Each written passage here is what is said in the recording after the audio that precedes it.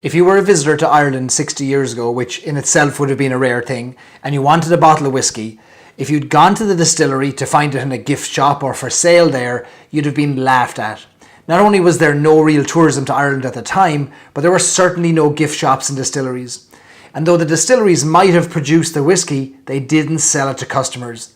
In this video, I'm going to explain why.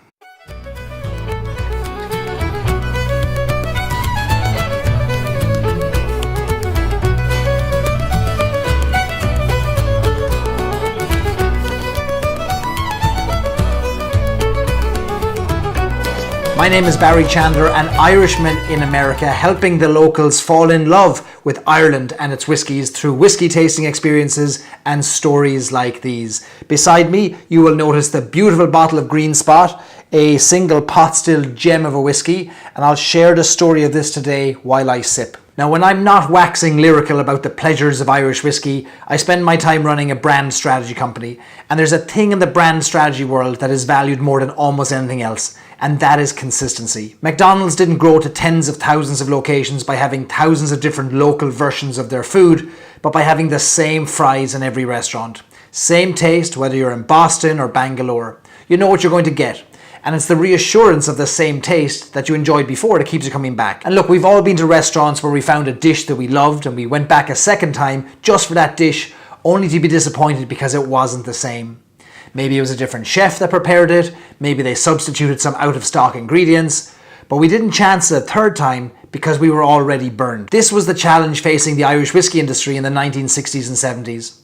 You see, for most of the previous century, through the ups and downs of demand, distilleries focused on what they did best, distilling. All the other activities, now commonly found under one distillery roof, were delegated, outsourced and assigned to third parties. Maturing, bottling, branding, distributing. And it wouldn't be unlike McDonald's saying, hey, we cook the food, but someone else can sell it and call it what they want. They can put whatever colors they like on the packaging. In fact, they don't even need to use our name. I mean, how quickly would McDonald's last in a global marketplace with an approach like that today? So with the rise of the Irish whiskey industry in the late 19th century, so too grew the number of middlemen who were responsible for getting the liquid from still to sip. Now, while it seemed like an attractive proposition at the time if you were a distillery to focus on your core competency of turning water and barley into a spirit, this outsourcing proved additionally beneficial with the change in legislation by the British Crown that allowed non-Crown owned warehouses to store and mature whiskey in bond, or without having to pay the tax until the whiskey was sold rather than when it left the still, which was the historical case. And so the whiskey bonding industry grew and flourished. From large-scale international whiskey bonders to small local pubs and grocers in rural areas of Ireland, these were middlemen and they were the keys to success for the Irish whiskey industry. Whiskey bonders of all sizes were taking delivery of whiskey in barrels from the distillery and then aging it their own way.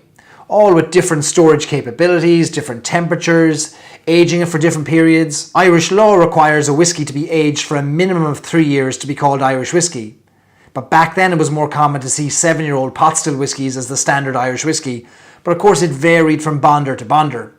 Back to consistency, in the domestic Irish market at the time, there was none. John O'Sullivan, the grocer, would sell you a bottle of John Jameson's Old Irish whiskey that he matured and bottled, and then Danny Cahill, one town over, would sell you the same Irish whiskey, except it tasted completely different. It must have been an incredible landscape of flavours all the same, with all the different aging and bonding taking place. Now, the distillery might have supplied labels for the bonder to use, but some bonders used them and others didn't. In fact, some bonders used their own labels, making no mention of the source liquid inside at all, adding to the confusion, but establishing a brand of their own in the process. Now, as you can imagine from a brand perspective, distilleries, who certainly wouldn't have thought of themselves as a brand, were ceding control of some of the most important pieces of the process, maturation and branding, to bonders of varying quality and standards and indeed honesty. But that was a price that the distilleries were willing to pay for more than a century, because it was these whiskey bonders that were creating the demand for an Irish product, albeit under different names than the distillery. Two such brands that have stood the test of time and that are still on the market today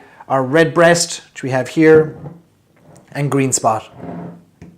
Now, Redbreast was created by a company called Gilbey's in Dublin, and Gilbey's was a wine and spirit importer. and their business was importing fortified wines such as sherry and port from Spain, Madeira and France. And once they bottled these wines, they were left with empty casks that they really had no use for. So they decided to purchase liquid from Jameson in Dublin that they could age in their casks for long enough to be able to call it whiskey. These were then marketed under the spirit merchant's own name, in this case Redbreast. So for almost 80 years it was the Gilbey's name on the bottle, but it was Jameson liquid inside.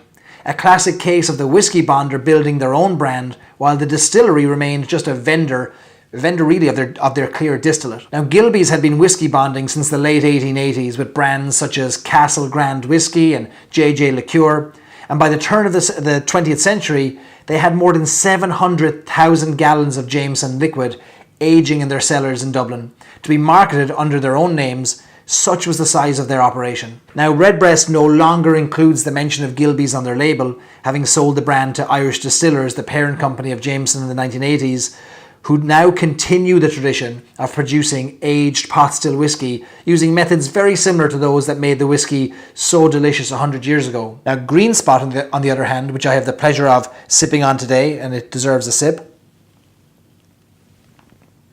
Green Spot does still have the name of the whiskey bonder on it, making it one of the only Irish whiskies still produced for and sold by an independent wine merchant in Ireland. And you can see it right here on the label. The whiskey bonder's name that can be seen on the label is Mitchell & Sons.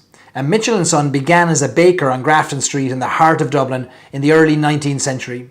And by the late 1880s, around the time that Gilbey's started bonding and bottling their whiskey, Mitchell & Son moved into the spirit importing business themselves. And port and sherry importing was a large part of their business.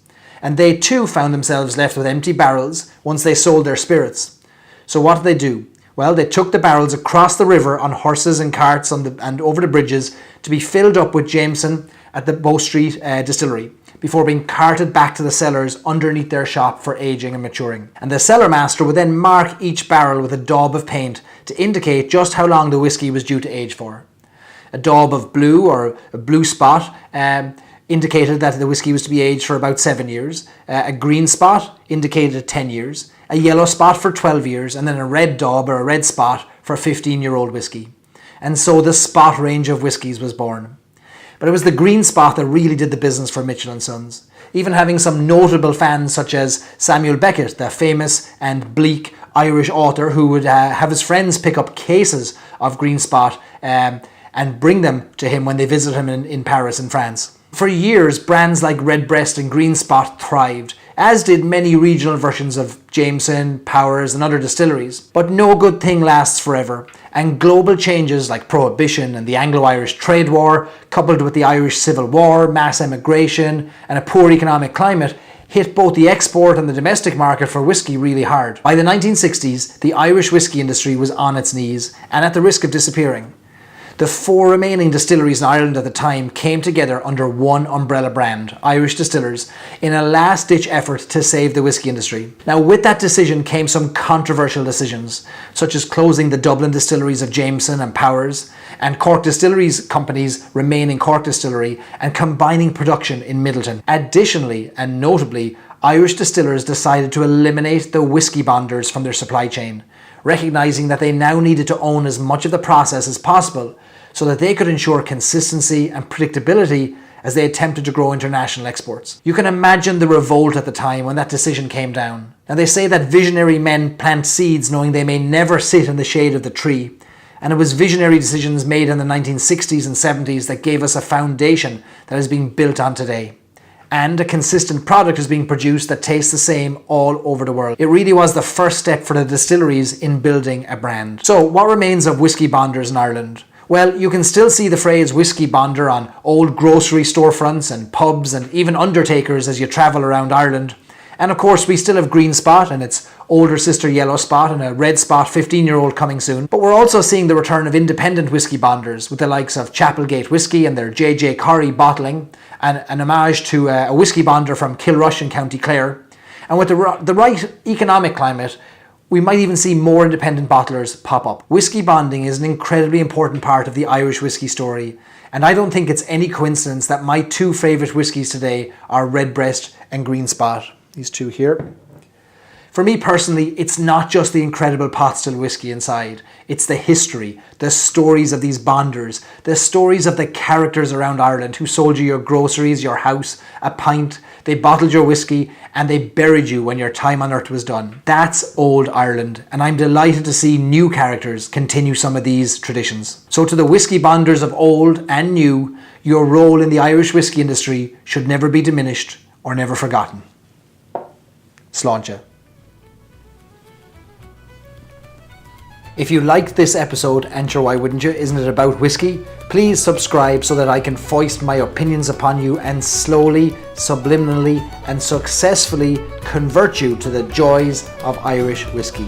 You can subscribe to this episode on iTunes, SoundCloud and wherever you get your podcasts by simply searching for Stories and Sips.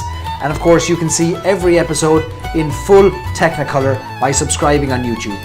And if you know a friend who might like Stories and Sips, then be a good friend to them and forward them a link so that they too can be converted to the Irish nectar. Sláinte.